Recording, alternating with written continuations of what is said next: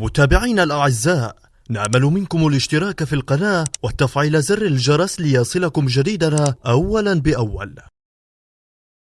طيب، CNN محمد صلاح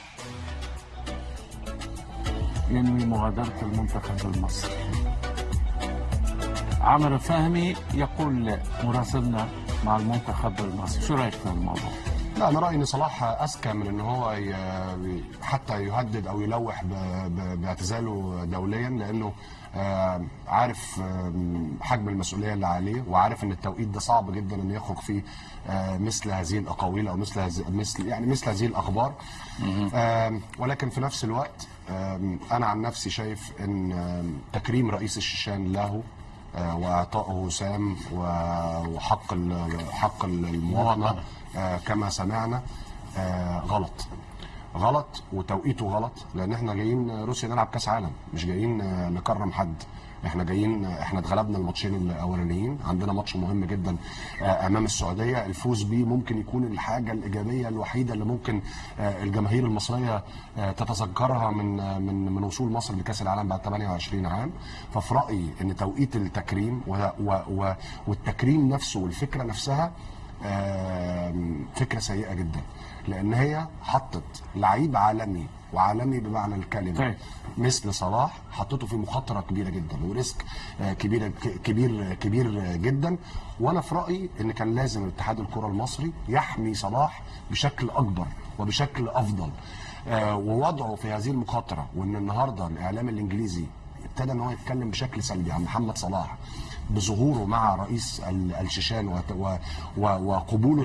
مش ما نتعمق كثير في السياسه. لا، مش سياسه، مش الاختيار. يعني الاتحاد المصري ان مقر اقامه المنتخب المصري يكون في الشيشان لم يكن خطا، فمنتخب مصري ايضا اكثر منتخب قطع مسافات. وايضا لماذا ساختار الشيشان؟ فاذا حتى الاتحاد المصري له نصيب كبير من المسؤوليه. يعني انا سمعت ان هو معسكر ممتاز، معسكر هادئ ومعسكر نموذجي لاي فريق عايز يتحضر للمباريات. انا في رايي ان الغلطه الكبيره ان احنا بعد كل مباراه بنرجع للشيشان مره ثانيه. يعني انا في رايي ان احنا كان لازم نعمل زي المنتخب الالماني عشان نقطع زي ما حضرتك قلت عدد اميال اقل في السفر في الوقت ده من الموسم، والوقت الصعب جدا. ان احنا بعد ما نخلص المباراه كنا نروح على ملعب المدينه اللي احنا نلعب فيها المباراه اللي بعديها، وبعديها نروح على المدينه اللي بعديها. المنتخب المصري نشاهدوا الكيلومترات اللي قطعها اكثر في هذه البطوله، يعني اكثر منتخب يعني كثير اكثر منتخب. هاد السيسي وينه 11,774 بالمقارنه مع المنتخبات العربيه. هيك نشوف بقيه المنتخبات العربيه، نشوف تونس والمغرب. اقل منتخب هو تونس، صح ولا؟ تونس اقل منتخب. ايوه، هو في الاخر احنا بنشوف الطائرات كلها، الطائرات كلها 3241، يعني ثلث المنتخب المصري. دي السعودية كم من كيلومتر؟ ايوه، بس 8410. لو خدت بالك من المنتخب السعودي، هو ما بيرجعش لنفس البيزك بتاعه مره ثانيه، هو بيروح بعد كل مباراه للمدينه اللي يلعب فيها. ثم المنتخب المغربي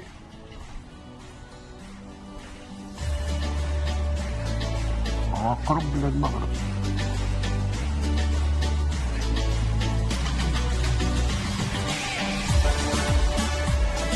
طيب، هذا المنتخب المغربي 5720، هما 5000، هما 11000، هما 8000، هما 2000، الكل راجعين الى مكانهم. باك تو بيس، الكل راجعين الى من اين انطلقوا. تفضل سي فتحي. لا المشكلة بالنسبة لمحمد صلاح مع الاتحاد المصري يبدو العالم الكل يسمع بها حتى قبل بداية كأس العالم، وهناك بعض الإشكاليات متعلقة ربما بالإشهار وغيره. ثم جاء هذا الخبر اللي أنا ما نصدقوش. لماذا ما نصدقوش؟ لأنه في الخبر ذاته فما النفي نتاعو. يقول محمد صلاح حسب ما نسب له أنه عنده خلافات مع الاتحاد المصري لكرة القدم. أنا نتصور محمد صلاح أكبر وأرفع من كونه يقاطع الفريق الوطني بسبب خلافات إدارية مع أشخاص، لأن الأشخاص يزولوا، وهو محمد صلاح يلعب للشعب المصري، يلعب للجمهور المصري، مش يلعب ل 10 12 14 شخص في الاتحاد المصري. يعني مش صحيح الخبر.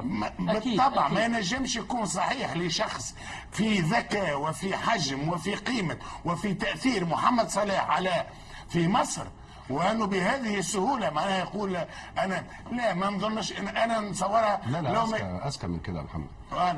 محمد اذكى من كده. محمد انا في رايي ان هو حس بغضب كبير لما لقى ان في رد فعل سلبي تجاهه من الاعلام الانجليزي، لان النهارده هو بقاله سنه في الاعلام الانجليزي بيحاول يبني صوره ايجابيه عن المسلمين اللي عايشين طبعا، وعن المسلمين اللي عايشين في المملكه المتحده، وابتدى ان هو يبقى مثل ويبقى مثال لكل المسلمين اللي عايشين والعرب اللي عايشين في المملكه المتحده. والنهارده الاخبار السلبيه دي ممكن تهد كتير من اللي هو بيبنيه بقاله سنه. فبناء على غضبه كان احد المقربين منه طلع الخبر ده لحمايته، لحمايه اللعيب امام الراي العام الانجليزي. لكن مش الهدف، انا بتفق مع استاذ فتحي ان مش الهدف منه ان الخبر ان فعلا صلاح ناوي انه يعتزل دوليا. صلاح امامه مستقبل كبير جدا مع منتخب مصر، وهو يعلم تماما ان هو اهم لعيب في منتخب مصر، وان هو جزء من خطه مصر المستقبليه. هذا موضوع صلاح والخبر اللي شفتوه واللي قرأتوه واللي تابعتوه فيما يتعلق بصلاح. نحن نتمنى أنه صلاح يبقى. صلاح هو لاعب ممتاز ولاعب الكبير ومن خيرة اللاعبين العرب. سنعود إلى اللاعبين العرب. في قائمة ميدو فيها محمد صلاح، طبعا في محمد صلاح ولاعبين آخرين العرب، لكن فيما بعد سنتحدث.